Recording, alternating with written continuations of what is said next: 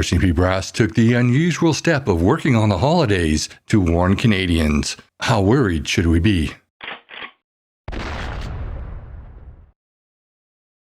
Hey y'all, welcome to my channel. I hope you're having a great Thanksgiving. Earlier today, RCMP Commissioner Mike DeHume, along with a Chief Superintendent, held a press conference in Ottawa.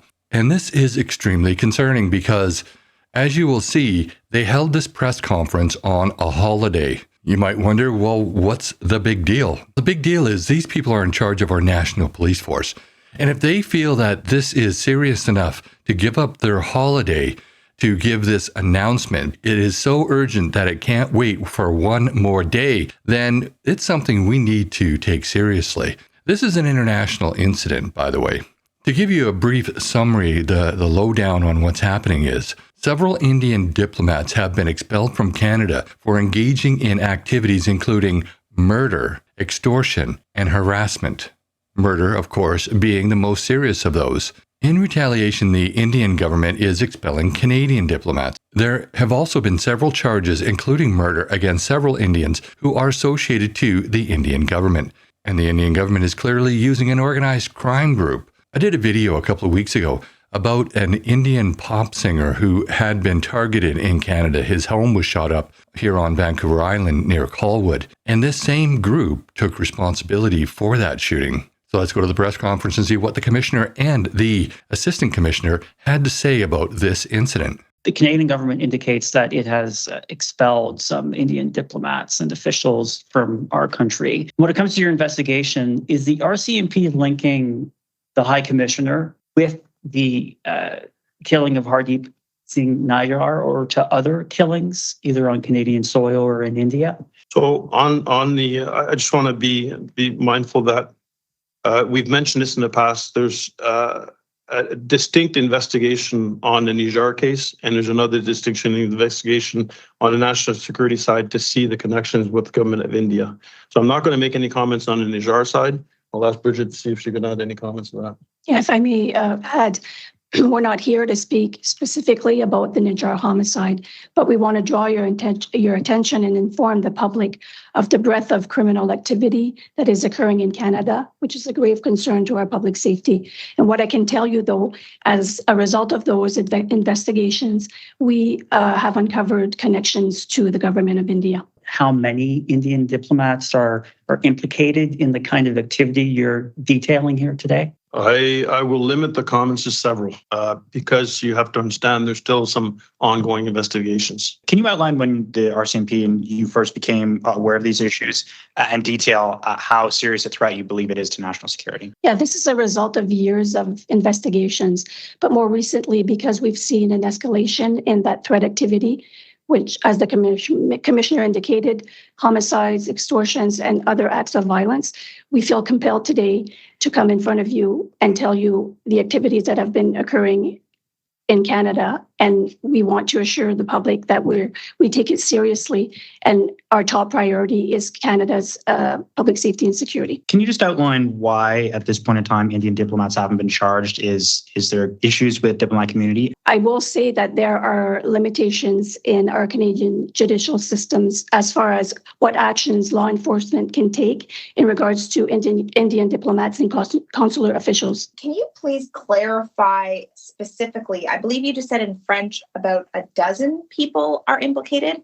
Are you saying a dozen Indian agents are implicated? And can you be more specific on the numbers? You're talking about extortions and homicides in the plural. How many homicides are connected to Indian agents? How many extortions?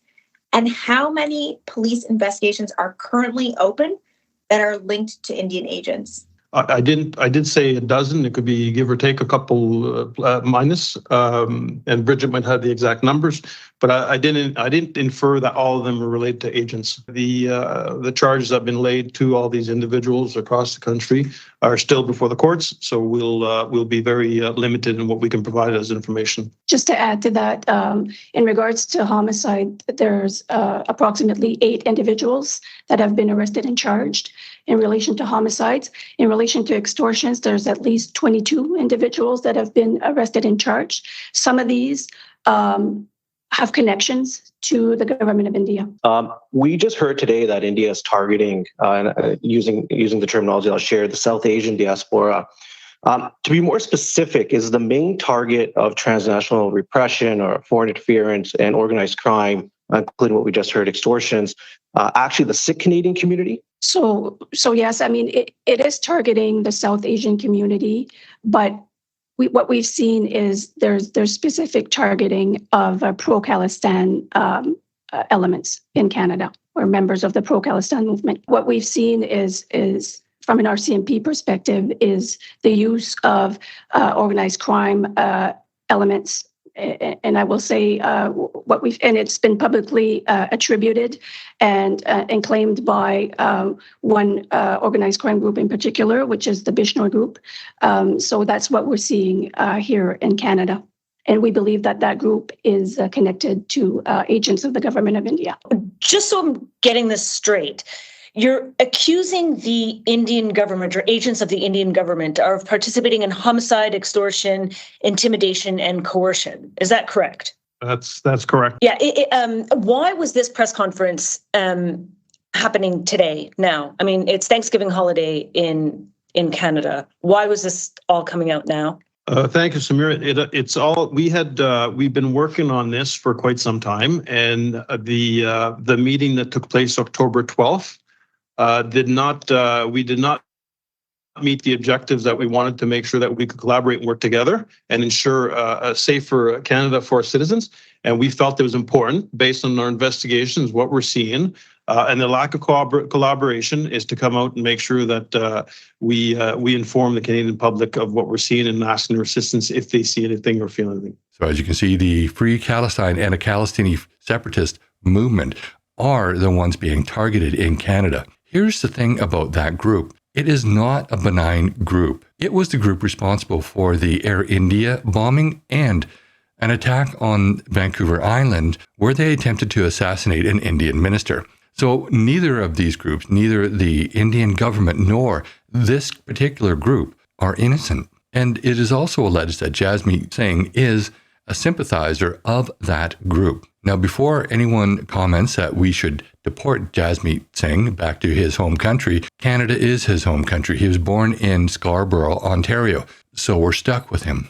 There has been rumors that the reason why he wears such ill-fitting suits is because he has body armor underneath. I wouldn't doubt that he is a target of the Indian government. There are rumors that there are arrest warrants for him in India, and again, I cannot confirm that. I don't know. As controversial as this next statement may be, there are some cultures which just clash with Canadian culture. And I say Canadian culture even though Pierre Elliott Trudeau back in the 70s tried to establish that Canada didn't actually have its own culture, that we were just multicultural, which in essence is the whole problem here. Ever since then, we have been so focused on allowing everybody to maintain a different culture from around the world, totally ignoring the fact that we had our own culture at one time, and I still think we do. But according to Pierre Elliott Trudeau and his son, we don't.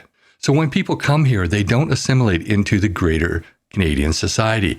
They keep their own cultures and their own hatreds and bring their own wars with them. And that's what's happening here. And it's happened for decades. When I was growing up in South Delta, we were always a little leery about traveling to North Delta or to Surrey because of all the violence that was happening around the Scott Road area and all the clashes between the different groups of Indians. Back then, the weapon of choice was a grass hockey stick.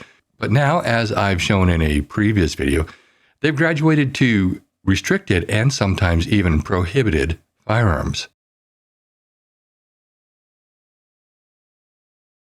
It's my view that more strict vetting needs to happen for anyone traveling from India to Canada, and anyone found to be associated either with one of these organized crime groups or working as an agent for the Indian government or being a Khalistani freedom fighter should not be allowed in. They should keep their fights back in India. And no, it's not because I don't like Indians. I have no problem with them. I just don't think their fights are our fights, and they shouldn't ever become our fights. But that's just my opinion. I'd love to know what you think. Put your comments down below. And while you're at it, please like this video, share with your friends and on social media. And if you haven't already, please subscribe to my channel and hit that bell notification so you never miss another video. Also, please join me on Thursday evenings at 6 p.m. Pacific time for my live stream, where you can join in on the conversation. Finally, if you would like to take the Canadian Firearms Safety course, please go to the link in my description to my website. You can sign up there. Thanks for watching, and I'll see you in the next video.